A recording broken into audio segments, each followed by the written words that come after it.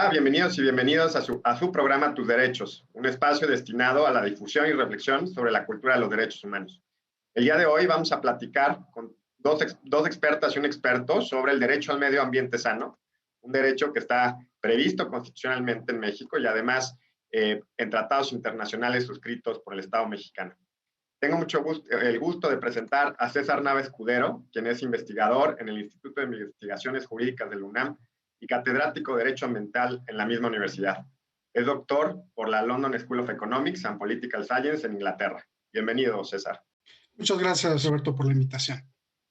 También presento con mucho gusto a Astrid Puente Riaño, codirectora ejecutiva de la Asociación Interamericana para la Defensa del Medio Ambiente, Américas. Cuenta con amplia experiencia vinculada a la protección ambiental, los derechos humanos y el cambio climático. Gracias por acompañarnos, Astrid, y bienvenida.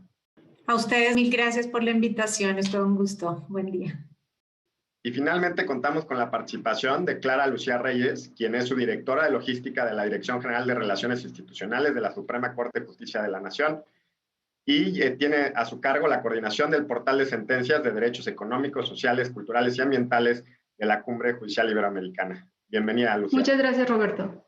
Buen día. Gracias. Bueno, pues para empezar este primer bloque de introductorio al tema del derecho al medio ambiente sano, me gustaría, César, que nos digas qué es eso, qué es el derecho al medio ambiente, cómo está previsto en nuestro régimen constitucional en México. Sí, cómo no, con todo gusto, Roberto. Mira, el derecho al medio ambiente sano es un derecho humano que tenemos todas las personas. Es un derecho que supone una titularidad individual y también una titularidad colectiva. Y lo que busca este derecho es proteger un bien que se llama ambiente o medio ambiente. Y lo hemos caracterizado o adjetivado en la Constitución como medio ambiente sano. Este es un derecho que está reconocido en nuestra Constitución, en el artículo 4, en el párrafo 5 de nuestra Carta Magna. Y bueno, está dirigido a todos nosotros, al Estado, a toda la sociedad, a todos los individuos, desde el año de 1999, aunque desde 1999 tenía una redacción un tanto distinta. Es un derecho en general que busca la idea de que nosotros podamos gozar o disfrutar. ¿De qué? Precisamente de un medio ambiente sano. Entonces, es un derecho que está precisamente orientado a proteger el ambiente, los ecosistemas, el medio natural en general, pero también en muchas ocasiones se hace una extensión de lo que es la palabra ambiente para proteger todo aquello que es el patrimonio cultural o el medio construido. Desde luego, nuestra salud, bienestar y calidad de vida como seres humanos está inmerso dentro del concepto del medio ambiente sano. Entonces, en términos generales, eso es lo que significa el derecho al medio ambiente sano. Gracias. Astrid, ya mencionaba César que hay, digamos, dos dimensiones, una individual y una colectiva. ¿En qué consiste cada una de estas dimensiones del derecho al medio ambiente? Gracias, Roberto. Pues efectivamente, como mencionó César, el derecho al ambiente sano incluye estas dos perspectivas porque el ambiente pues, es un tema que es indivisible, que es interdependiente y que es universal, que configura también estos tres principios de los derechos humanos y que en temas ambientales lo podemos ver en nuestra vida diaria, ¿no? O sea, no podemos vivir o disfrutar del derecho a la vida, de la dignidad, de la integridad, sin asegurar un ambiente que sea sano. Y el hecho de que tiene que ser colectivo porque pues, vivimos en colectividad, no vivimos una sola persona en un ambiente o en un entorno que sea aislado y por ende si hay un ambiente que está contaminado, si hay destrucción de ecosistemas, entonces automáticamente se impacta también el derecho tanto de las personas individualmente consideradas como de manera colectiva.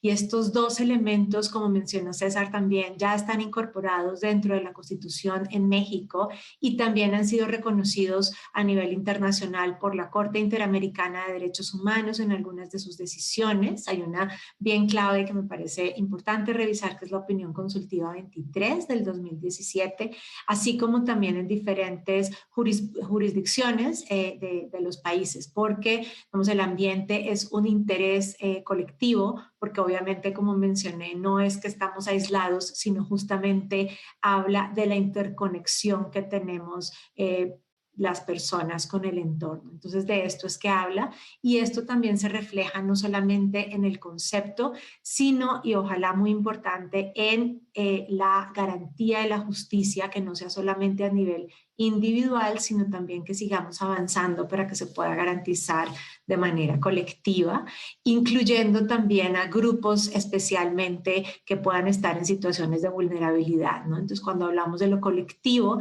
también se habla y se incorpora, por ejemplo, a los grupos pueblos indígenas, campesinos, mujeres, niños y niñas, jóvenes, ¿no? Entonces, todo esto también habla y es importante cuando hablamos de la individualidad y de la colectividad del respeto al derecho al ambiente sano. Lucia, ¿cómo surgió el interés a nivel internacional en el derecho al medio ambiente? Sabemos que esto, como en todos los programas aquí en Tus Derechos, vemos, digamos, la vía constitucional y luego también vemos los tratados de fuente internacional, que además ya tienen jerarquía constitucional en nuestro sistema jurídico. ¿Cómo surge ese interés? ¿Cómo se empezó a prever a nivel internacional el derecho al medio ambiente? Sí, me gustaría destacar en esta pregunta que mencionas sobre la intensa y la indiscutible degradación ambiental que ha puesto en evidencia los nocivos efectos que tiene no solo en los ecosistemas, sino en los derechos humanos de todas las personas. Incluso la Organización Mundial de la Salud ha reportado que el 97% de las ciudades en el mundo reportan una calidad de aire que no cumple con las pautas de esa organización, ¿no? Por eso los diversos países a nivel mundial se han enfrentado al reto de atender y resolver esta serie de problemáticas ambientales, ¿no? Como es el cambio climático, la pérdida de ecosistemas que estamos afrontando hoy en día y de su biodiversidad, la escasez y la contaminación de los recursos naturales, hídricos, sequías, entre otros que trascienden la esfera ambiental. Y que también tienen que ver en los aspectos sociales, políticos y económicos. En este contexto ha surgido el interés por parte de los países de crear esfuerzos, de emitir instrumentos internacionales en aras de cooperar para proteger y salvaguardar el derecho al medio ambiente sano. Muy bien. César, un tema también interesante, importante, que hacía referencia también a Astrid, es el carácter colectivo, pero también a veces se dice que es de carácter difuso el derecho al medio ambiente. ¿En qué consiste este carácter difuso y por qué es tan importante específicamente hablando del derecho al medio ambiente? Sí, bueno, mira, la idea de que el ambiente, el objeto que se tutela, sea colectivo, le da esa característica de ser una situación, estar ante un escenario de tipo difuso. El hecho de que el ambiente sea un bien colectivo significa que su protección, que su tutela beneficia a todos. Ahora, la idea, como tú me preguntas, relacionada con la cuestión particularmente difusa de este derecho, tiene que ver con una situación vinculada a la titularidad y sobre todo legitimación procesal para exigir el cumplimiento de este derecho. Entonces, habría que diferenciar, por supuesto, los dos tipos de intereses que tiene una persona que es agraviada por que se hubiera vulnerado o violentado el derecho humano al medio ambiente sano. Por un lado, como siendo un titular de un derecho subjetivo, pues habría de estar vinculado a la idea de un interés directo en caso de que se hubiera hecho alguna violación a este derecho. Pero también existe precisamente la posibilidad de que una persona en cualquier parte, en cualquier región del país, pueda acudir también a solicitar el debido cumplimiento de este derecho de manera o a través de alegando un interés legítimo, precisamente sin necesidad de comprobar que hay un daño directo, vamos a llamarlo así, a su propia persona. Entonces, la idea precisamente de lo que se trata de este tipo de derechos, como el derecho al medio ambiente sano, es permitir que las personas, aunque no puedan acreditar que un acto de autoridad pudiera estar vulnerando directamente a su derecho, puedan de todas maneras tener un interés legítimo para poder acudir a la protección de el derecho a acudir a los tribunales para esa protección. Entonces, la idea del interés difuso, por supuesto, esta función ha estado ya de alguna manera inserta en nuestro ordenamiento jurídico desde hace algunos años, pero falta todavía mucho tiempo para que realmente se tenga una idea completa de lo que supone tener un interés difuso o un interés legítimo para la protección de este derecho humano. Sí, sin duda va a ser importantísimo y tal vez más adelante Lucía podría ahondar en algunos de los criterios de la Suprema Corte sobre este tema, pero cómo, digamos, el derecho al medio ambiente a veces se ha topado con obstáculos de acceso a la justicia, sobre todo procesales, ¿no? De cómo interpretamos el interés que tiene una persona para demandar ante un tribunal el daño que le puede generar cualquier actividad al medio ambiente, ¿no? Y eso ahí creo que es muy relevante y ahora andaremos en eso para que también quienes nos ven podamos entender a mayor cabalidad este tema. Astrid, otro tema introductorio que me gustaría tocar, cuando se habla de la ecologización de los derechos humanos, ¿de qué estamos hablando? Muchas gracias, Roberto. Y yo sonrío porque desde AIDA litigamos y acompañamos a algunas comunidades, por ejemplo, ante la Comisión Interamericana de Derechos Humanos. Y por un lado, académicos y algunas organizaciones hablan de la ecologización de los derechos humanos como algo positivo. Y a nosotras, algunos estados nos han acusado de estar justamente ecologizando o volviendo verde, ¿no? El sistema interamericano o las herramientas de derechos humanos.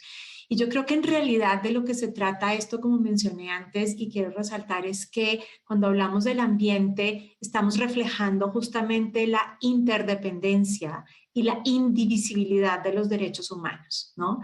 No podemos hablar de una vida digna, del disfrute de la vida, del disfrute completo de la garantía de los derechos de la salud, si no podemos garantizar y si una persona y si una comunidad no tiene garantizado su derecho al ambiente sano. Y es algo que ha resaltado, por ejemplo, el relator de Derechos Humanos y Ambiente de Naciones Unidas en cada uno de sus informes, lo ha resaltado también la Corte Interamericana de Derechos Humanos. Y aquí de lo que se habla es de la importancia de recordar que estamos conectados con la naturaleza y que es esencial poder disfrutar del ambiente sano como un elemento esencial para la garantía de los demás derechos humanos, ¿no? Ya oíamos también de Lucía mencionando estos temas de aire, de la calidad del agua, la crisis climática, no son temas aislados, sino que también directamente ya están afectando los derechos de las personas, están afectando los derechos de las personas en maneras diferentes, también depende de la vulnerabilidad, pero por eso la importancia de que cuando hablamos de la protección de derechos humanos también se incluyan estos elementos ambientales, porque de lo contrario, pues hay obviamente más bien una separación que en la realidad impide una garantía efectiva de los derechos humanos. Entonces aquí, cuando hablamos de la ecologización, etcétera, es más bien pues la dinámica y el desarrollo normal de los derechos humanos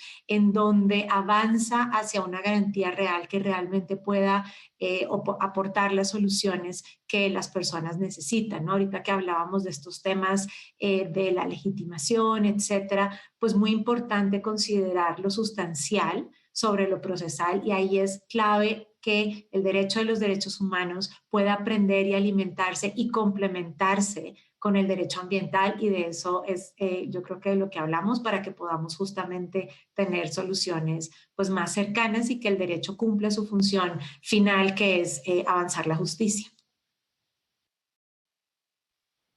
Muy bien. Lucía, también hay un tema que hemos tratado en nuestros últimos programas que estamos grabando desde que estamos en pandemia, es cómo el COVID afecta en este caso el derecho al medio ambiente, ¿no? Y bueno, esto tal vez se puede relacionar con el derecho al agua que acaba de ser el día, no el lunes me parece, pero bueno, cómo en general afecta el medio ambiente o se ve afectado por la pandemia. Sí, aquí me gustaría mencionar que derivado de la difícil situación que estamos viviendo hoy en día, derivado de la pandemia ocasionada por el coronavirus, se ha generado una caída muy significativa en la emisión de dióxido de carbono. Las medidas de aislamiento y distanciamiento en cierta medida que han sido empleadas por los gobiernos han provocado la disminución del flujo aéreo, de aviones comerciales, ha bajado el consumo de la energía, el aire, podría decirse, se encuentra más limpio y los sismólogos han notado que el planeta emite menos vibraciones. Sin embargo, es importante mencionar que estos beneficios son temporales. En cierta medida vamos a tener que regresar a una normalidad, pero es importante que esto no se haga de manera abrupta, que se tomen las medidas conscientes para mantener estas reducciones de emisión de dióxido de carbono y que también se tomen medidas que sean conscientes de una desaceleración económica y conscientes de la angustia a nivel mundial que nos envuelve en materia ambiental. Muy bien, bueno, pues es momento de hacer un primer corte. Les recuerdo que estamos en su programa Tus Derechos. Mándenos sus comentarios a #JusticiaTV y a mi cuenta de Twitter rmiembro1. Estamos platicando sobre el derecho al medio ambiente sano y ya volvemos.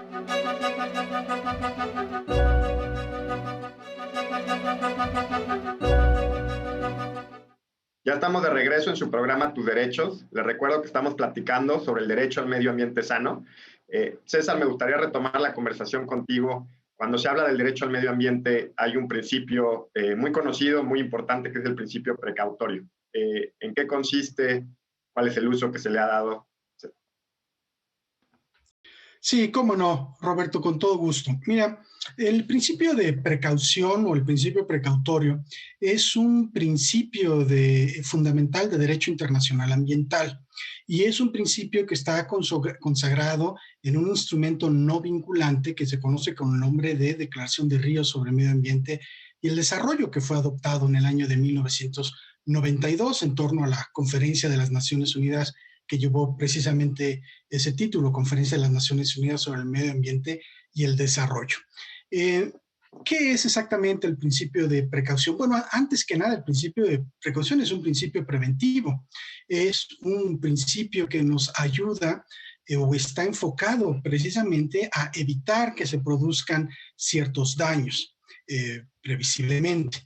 El principio de precaución está definido, tiene muchos elementos que nos permiten saber o que nos ayudan a orientarnos a saber cuándo un Estado puede aplicar este principio, ya sea a nivel internacional o a nivel interno, ¿no? A nivel nacional.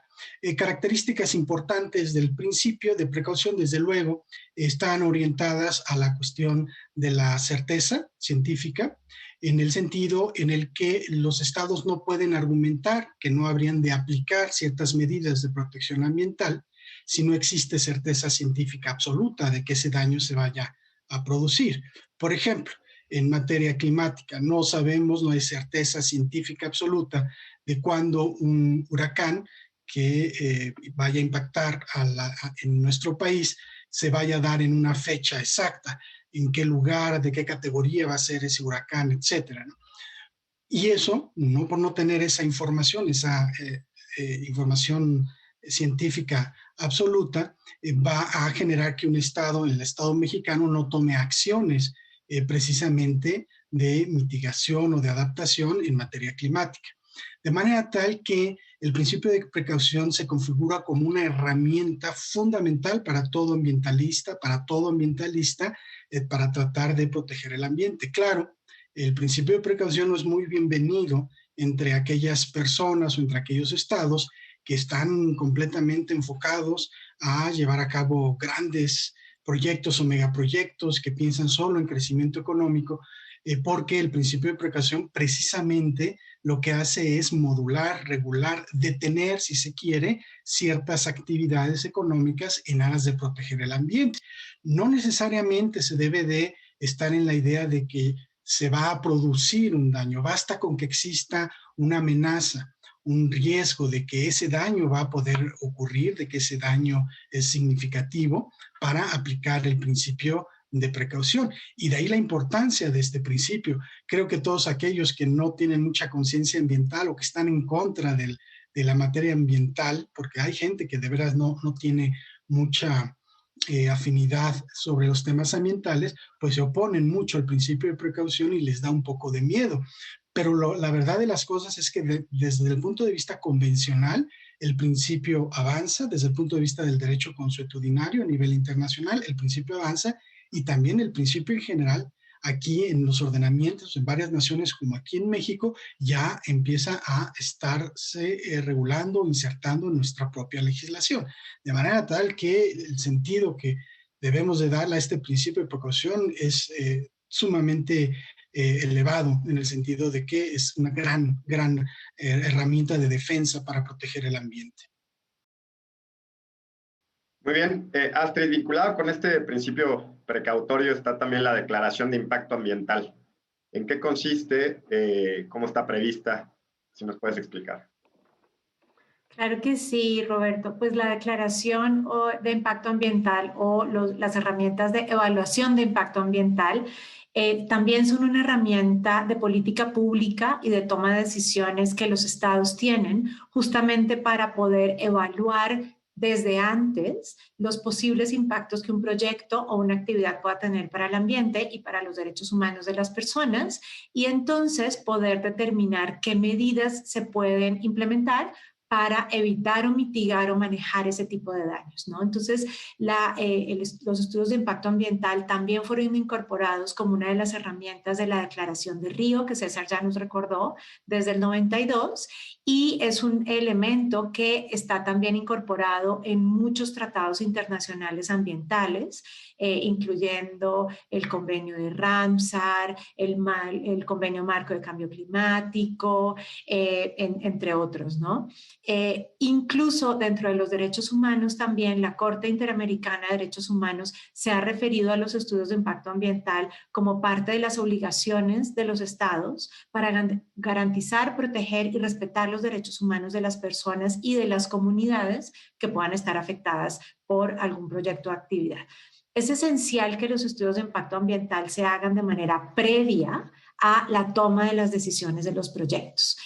Nosotras en nuestro trabajo, por ejemplo, hemos estado acompañando varios proyectos de represas en México y en diferentes países de América Latina, y a veces lo que nos damos cuenta es que los estudios de impacto ambiental se hacen para ver de qué color pintan la pared de la represa, y esto es exactamente lo que no se debería hacer, ¿no? Los estudios de impacto ambiental están establecidos para que los estados tengan información y las autoridades ambientales tengan información concreta, objetiva, independiente de cuál es el impacto que un proyecto va a tener y puedan analizar si es buena idea o no hacer ese proyecto. Entonces, uno de los temas que de hecho en mi organización, en AIDA, hicimos hace poco un análisis acerca de las mejores prácticas a nivel internacional que los estudios de impacto ambiental deberían tener. Y una de las esenciales es que se hagan de manera independiente y que se considere también la opción de no proyecto, que esto desafortunadamente es algo que no se incluye en la legislación mexicana y prácticamente en ninguna en América Latina, pero en Estados Unidos y en Europa sí se hace, es decir, que se analice qué pasa si el proyecto no se implementa, ¿no? Y qué tipo de alternativas existen. Los estudios de impacto ambiental justamente permiten también analizar alternativas, ¿no? Si en relación con cómo se hace el proyecto, en dónde, si hablamos de una represa, de una termoeléctrica, qué tipo de alternativas hay que existen en lugar de implementar X proyecto.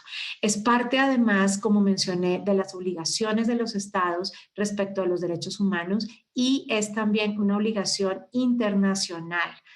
Ya de interés de derecho internacional de interés público. La Corte Internacional de Justicia en La Haya se ha referido a la obligación de los estados de hacer estudios de impacto ambiental, específicamente cuando haya posibles proyectos o actividades que afecten la jurisdicción de otros estados. Hay ya casos, uno muy famoso de las papeleras que quería establecer e implementó Uruguay en una zona limítrofe con Argentina, ¿no? Hay varias decisiones respecto de esto porque es esencial.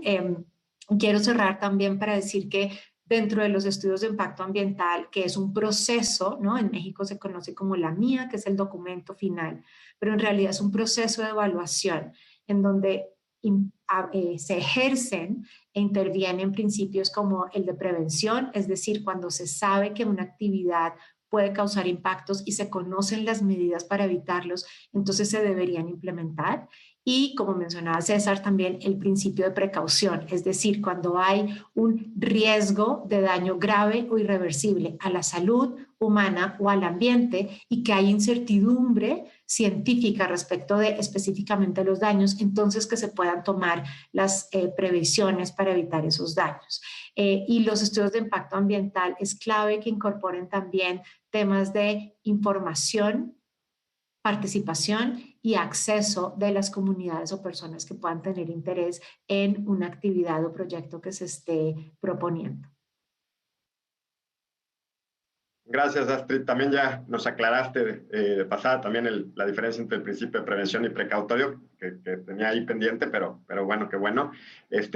Lucía, hay otro principio que quisiera, antes de entrar a otro tema, que nos aclararas el principio de no regresión tan propio de los DESCA, de los derechos económicos, sociales, culturales y ambientales, pero en el caso del medio ambiente, ¿en qué consiste? Sí, claro. Bueno, el principio de no regresión va ligado con la idea de progresividad de los derechos humanos. Bueno, acá el concepto de progresividad supone que los estados deben velar porque la protección de los derechos humanos sea evolutiva. En este sentido, el principio de no regresión implica que los poderes públicos no emitan una limitación o no disminuyan un nivel de protección ambiental que ya se haya alcanzado previamente, ¿no? También, bueno, a excepción de que esté absolutamente y debidamente justificado, que se haya comprobado que utilizaron todas las medidas al alcance del Estado para no regresar la protección de este derecho. Incluso la Conferencia de las Naciones Unidas sobre Desarrollo Sostenible formuló este principio a partir del reconocimiento de la obligación de todos los estados de no hacer, esto es, de no retroceder y de afectar los umbrales de protección ambiental ya adquiridos o modificar la normatividad vigente en virtud de que esto, en todo caso, llevaría a disminuir o afectar negativamente los niveles de protección ambiental ya alcanzados.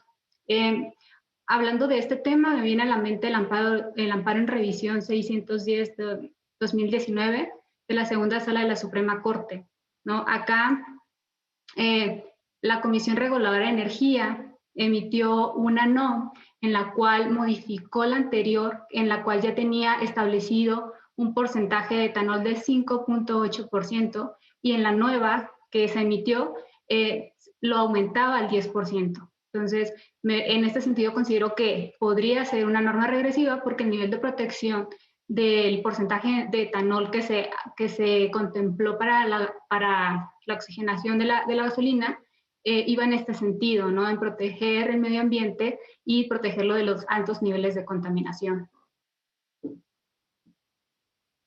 Muy bien, Lucía. César, para dar paso a un nuevo tema, normalmente pensamos los derechos humanos son frente al Estado, ¿no? Y eso es cierto, pero también muchos derechos humanos tienen o son oponibles frente a particulares. Y este es un caso importante, ¿no? El papel que pueden jugar las empresas o cómo pueden perjudicar nuestro derecho. Entonces, ¿qué existe sobre este tema? ¿Qué se ha dicho a nivel internacional? Digamos, entre la importancia que tienen que tener, o bueno, la relación que tienen las empresas con la afectación o no al derecho al medio ambiente. Sí, Roberto, mira, sobre tu pregunta a nivel internacional, creo que la primera discusión que se genera en torno a cuestiones ambientales es saber si las empresas, particularmente las empresas transnacionales, son sujetos dentro del derecho internacional, es decir, que son entes que tienen derechos y obligaciones y por lo tanto, en esa medida pudieran ser entes que sean o pudieran llevarse ante tribunales. Entonces, en la doctrina y también en muchos foros internacionales, no se acepta del todo que siempre las empresas transnacionales sean entes del derecho internacional y quien va a responder por ellos en caso de que se genere algún daño o que ellas mismas como empresas generen el daño, va a ser el propio Estado. Sin embargo, dentro específicamente de lo que es el derecho internacional ambiental, poco a poco se ha reconocido que las empresas transnacionales sí son y sí tienen derechos y ciertos deberes y además pueden y deben de responder cuando ellas mismas generen algunos daños. Estamos aquí en un margen muy grisáceo, vamos a llamarlo así, como para poder determinar cuándo una empresa puede ser objeto de alguna demanda o de alguna controversia por haber dañado el ambiente, sobre todo porque generalmente los tratados son instrumentos internacionales que van enfocados a los estados y no tanto a las empresas. Sin embargo, la realidad de cómo algunas empresas transnacionales han dañado el ambiente está superando ya la idea un tanto ortodoxa de que solamente los estados pueden ser responsables por los daños. Hay muchos casos, ¿no? Paradigmáticos como el hundimiento del buque Prestige enfrente de las costas de España, donde hubo un conglomerado de demandas y también de actores que tuvieron que ser demandadas por los daños ocasionados y que nos permiten entender que las empresas también forman parte de esta posibilidad. Ahora, las empresas tienen un rol ambivalente a nivel internacional en materia ambiental. ¿Por qué? Porque por un lado pueden crear grandes daños, pensemos en las grandes empresas petroleras que pueden causar daños por derrame o vertimientos de cierto tipo de residuos. Pensemos en los derrames petroleros desde las plataformas marinas, y así como tienen esa situación o están en el escenario de poder dañar, también las empresas son importantes por la cantidad de dinero que tienen para invertir en medidas de protección o de mitigación, de prevención por los posibles daños que se pudieran cometer. Claro, en este sentido falta mucho todavía a nivel de tribunales el poder establecer medidas o vías para que un Estado o incluso un individuo pueda demandar directamente a una empresa transnacional ante una corte internacional. Lo que hemos visto en la práctica en muchas ocasiones es que hay empresas transnacionales que van a muchos países, se escudan o se tratan de arropar en una imagen de inversionistas de interés comercial y lo único que hacen es que dañan el territorio de un país. Entonces, o el ambiente en general, de manera tal que ahí lo que en muchas ocasiones procede es acudir a algunas instancias que permiten, como las comerciales, llevar a ciertas empresas para demandarlos en este sentido, o en su caso, acudir a tribunales internacionales.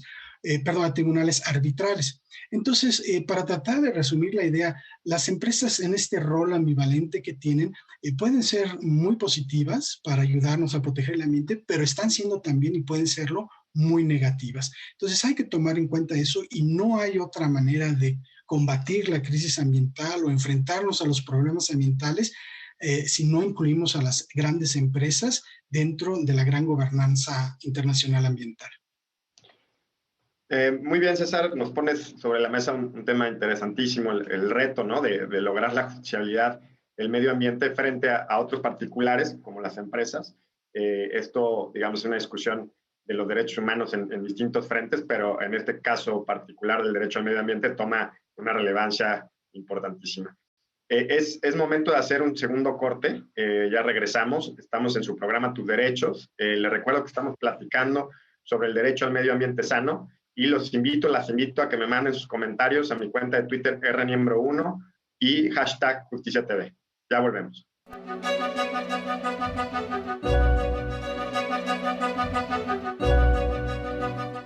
Ya estamos de regreso, estamos platicando sobre el derecho al medio ambiente sano.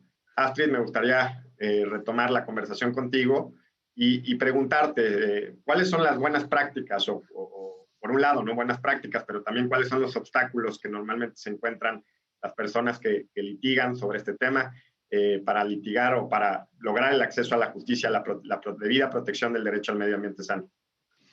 Muchas gracias, Roberto, y creo que es una gran complementación con lo que estaba hablando César respecto de la responsabilidad de las empresas y justamente este tema de justiciabilidad.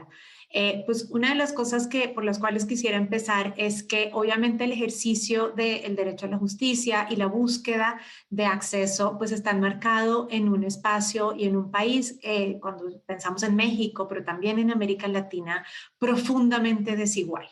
Y esas desigualdades y esa falta de poder y de acceso se refleja sin duda, desafortunadamente, también en el acceso a la justicia y en el nivel de impacto de las personas respecto del ambiente sano y en general de sus derechos.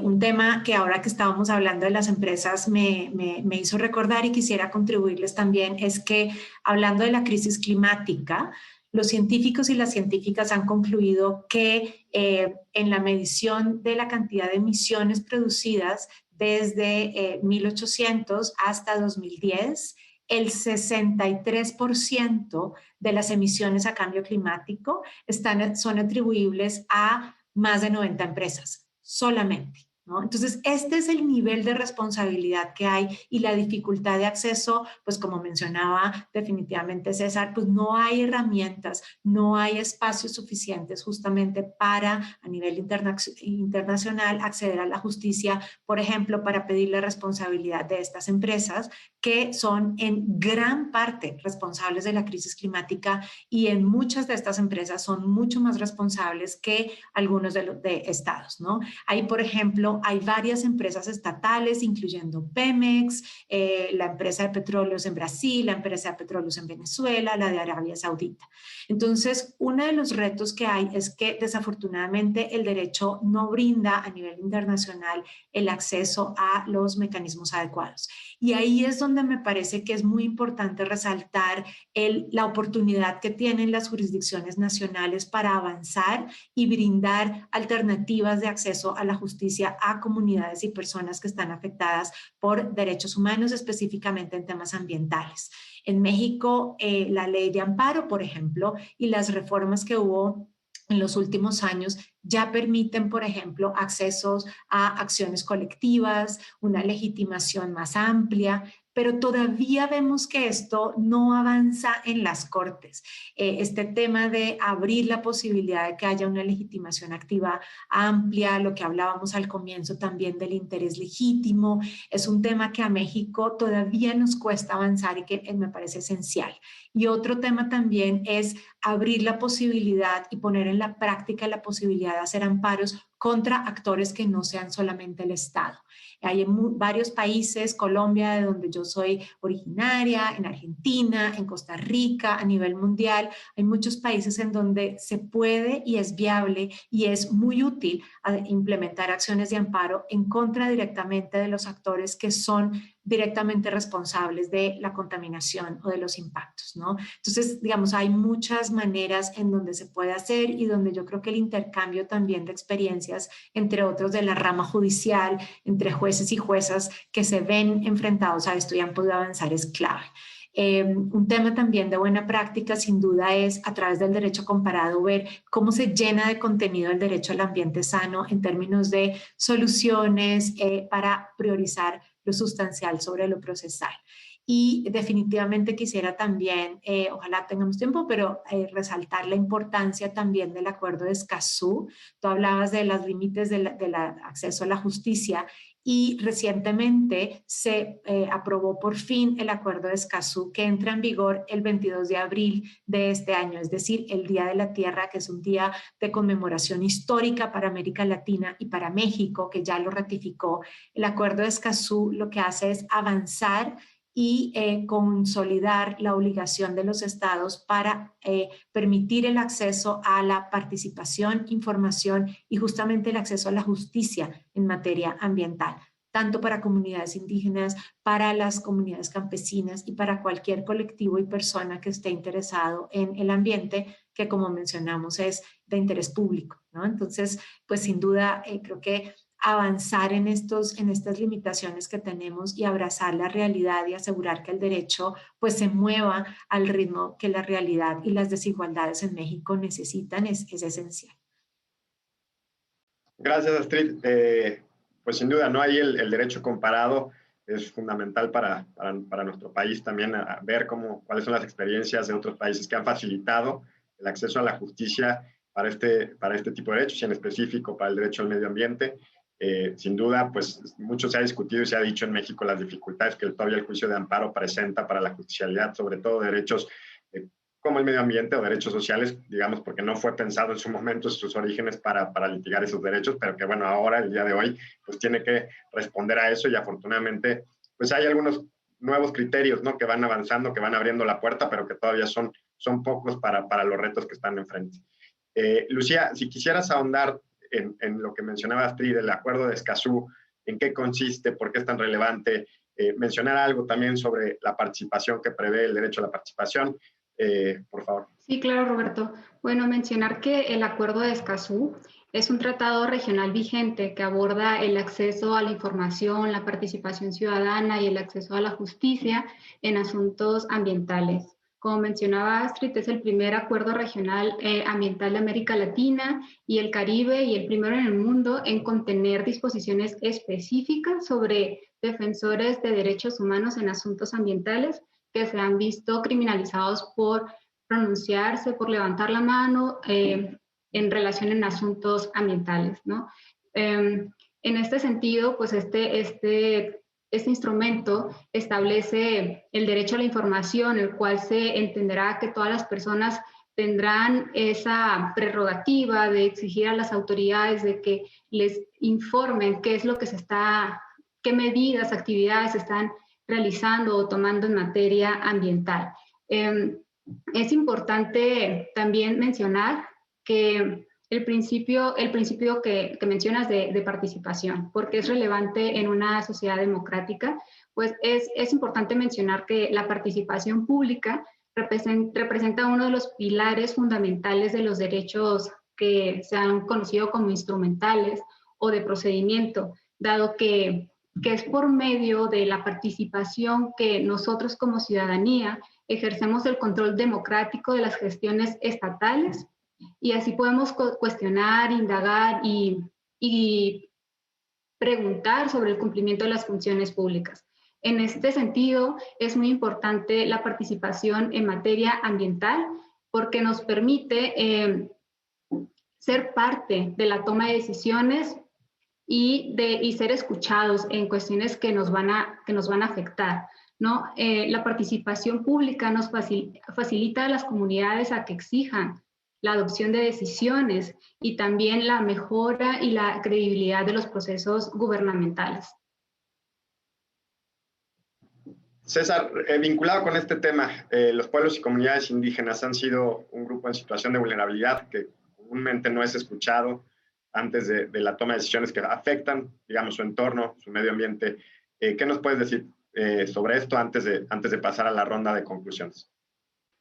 Bueno, mira, de manera muy rápida, tanto a nivel internacional como a nivel nacional, las normas jurídicas para atender este asunto en particular han ido cada vez ensanchándose, agrandándose, y se ha ido obviamente teniendo una mejor idea de lo que significa la protección de los grupos y comunidades indígenas desde el punto de vista de sus derechos ambientales.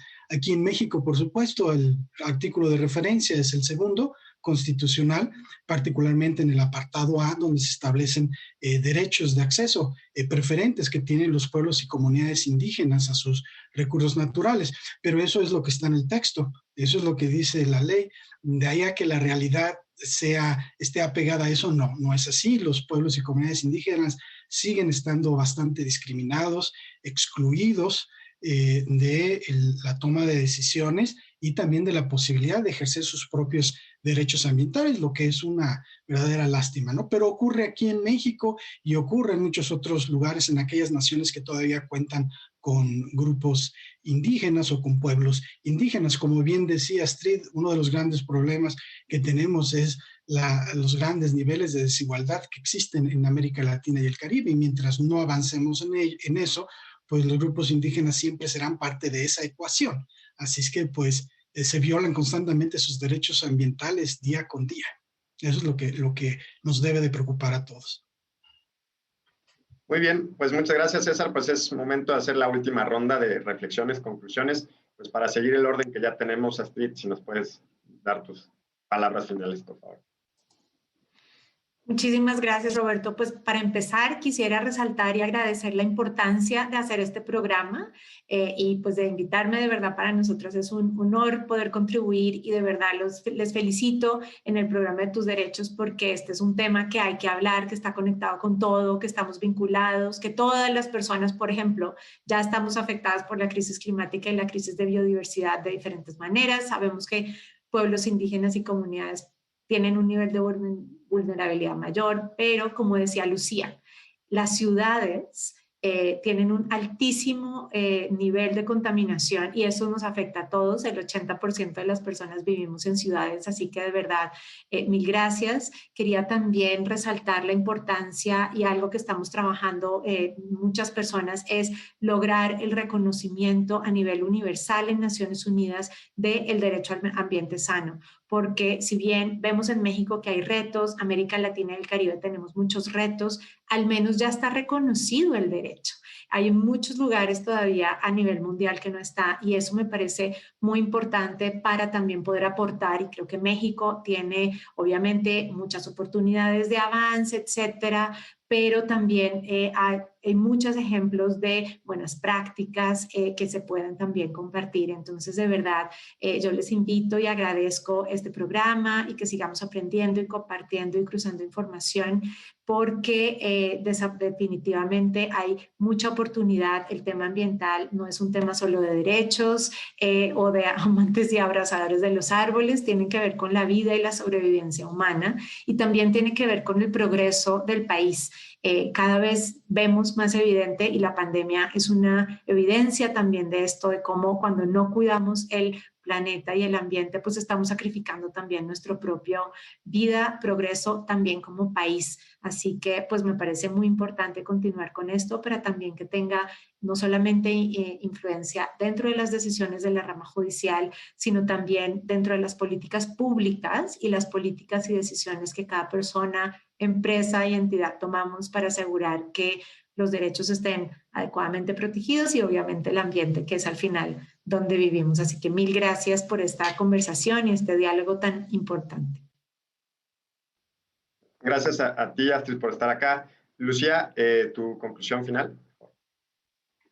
Sí, muchas gracias. Mencionar que de toda la plática que hemos tenido hoy, si bien existen obligaciones por parte de los estados que deben de cumplir para atender a esta emergencia ambiental que estamos afrontando, también considero que al ser un derecho colectivo, las obligaciones son compartidas, ¿no? Tanto para las autoridades estatales, municipales y sobre todo para nosotros como sociedad, ¿no? Porque es necesario que tomemos la responsabilidad de tener un consumo responsable, a la luz de también ejercer nuestro derecho a la información y participación ciudadana, interesarnos por estos temas para que la respuesta de las autoridades también sea coordinada. Muchas gracias. Gracias, Lucía. César, tu reflexión final, por favor. Claro que sí, Roberto. Mira, a mí lo que me preocupa es la tibieza con la que jueces de la Suprema Corte aquí en México, como también jueces a nivel internacional, están emitiendo sus sentencias respecto a los temas ambientales y particularmente sobre la protección al derecho humano al ambiente. En realidad, y esto es algo muy importante que tu audiencia tiene que tomar en cuenta, ya no tenemos mucho más tiempo para andarnos con esas moderaciones, tibiezas, o que a veces se le conoce como prudencia, ¿no? Actitudes de prudencia frente a las grandes controversias. Ya no es así.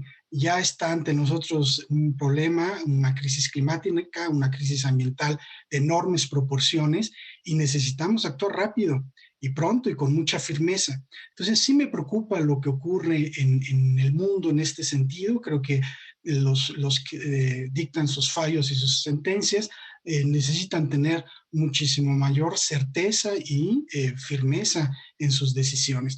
Así es que la invitación, por supuesto, Roberto, para todos los que nos ven, los que nos escuchan, es entender que esto es una cuestión de corresponsabilidad.